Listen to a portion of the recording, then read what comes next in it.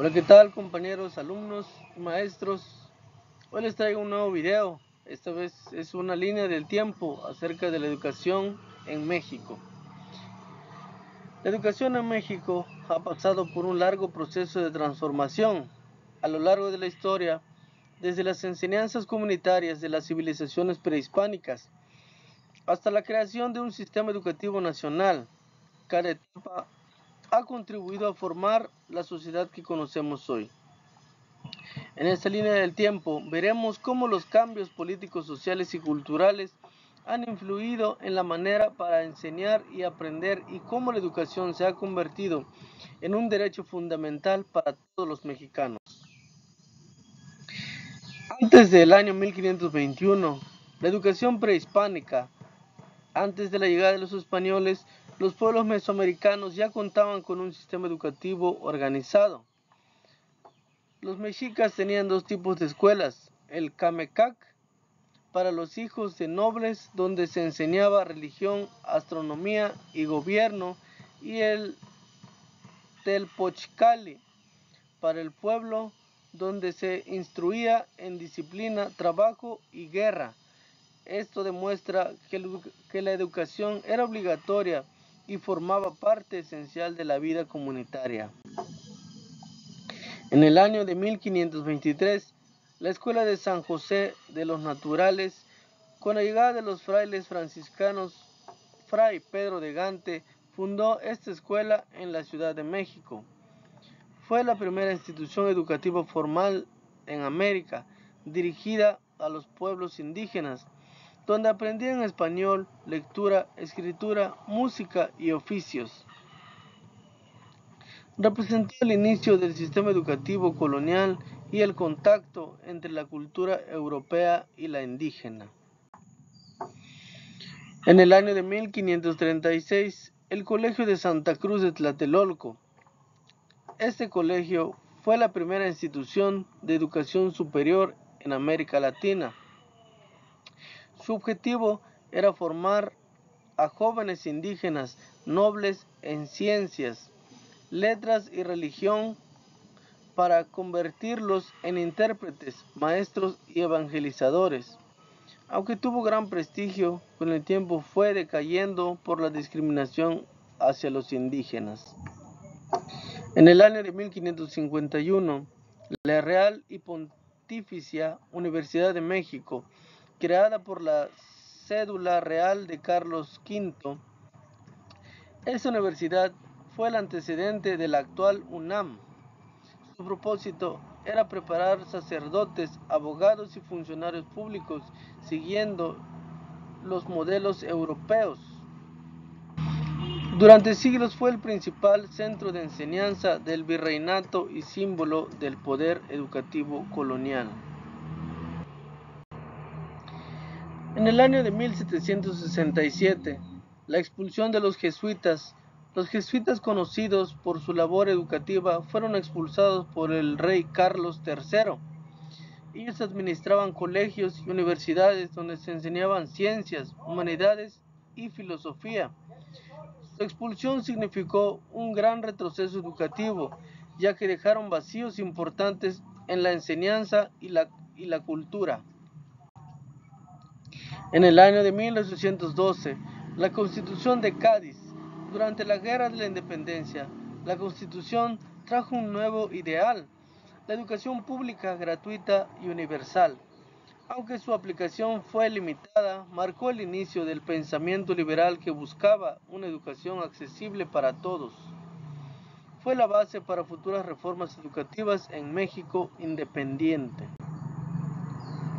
En el año de 1821, la independencia de México.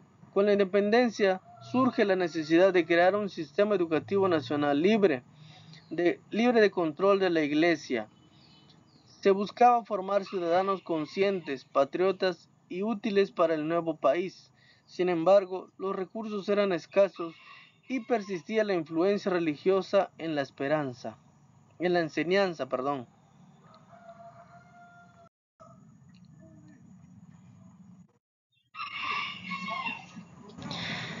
En el año de 1833, La reforma de Valentín Gómez Farías.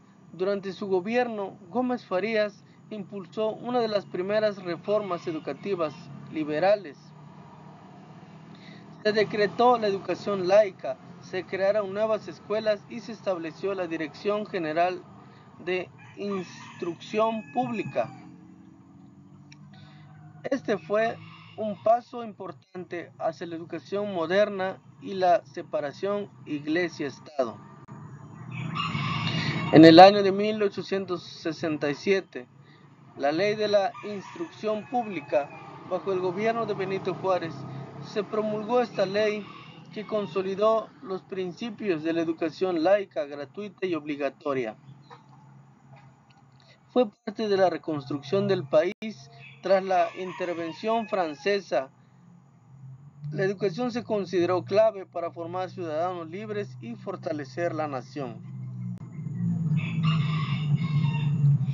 En el año de 1917, la Constitución mexicana, la Constitución incluyó el artículo 3 que garantizó el derecho de todos los mexicanos a recibir una educación laica y gratuita. Ese artículo ha sido la base del sistema educativo actual y ha sufrido reformas para adaptarse a los cambios sociales y culturales. Con él, la educación se reconoció como un deber del Estado. En el año de 1921, la creación de la SEP, con José Vasconcelos como primer secretario, se fundó la Secretaría de Educación Pública, SEP.